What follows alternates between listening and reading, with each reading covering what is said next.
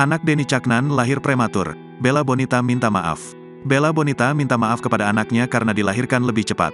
Diketahui anak pertama Bella Bonita dan Denny Caknan telah lahir di Rumah Sakit Husada Utama, Surabaya, Jawa Timur pada Senin, tanggal 5 Februari tahun 2024 pagi.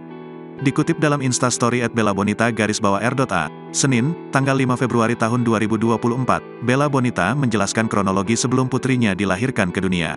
Wanita berusia 25 tahun itu pun terlihat menuliskan permintaan maafnya kepada sang putri, lantaran telah lahir sebelum tanggal hari perkiraan. Bahkan, diakui Bella, ia pun juga tak mengalami proses pembukaan kelahiran sama sekali. "Maafin mama ya sayang, belum waktunya dan gak ada pembukaan sama sekali," ujar Bella. Mirisnya, Bella pun mengalami pecah ketuban pada pukul 2 dini hari, yang sudah bercampur dengan darah.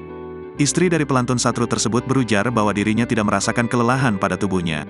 Adapun kini anak Bella Bonita dan Denny Caknan itu masih dirawat intensif di ruang khusus.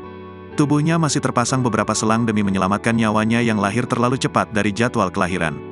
Diketahui jika anak pertama Bella Bonita perempuan ketika Denny Caknan memanggilnya dengan sebutan Cah Ayu.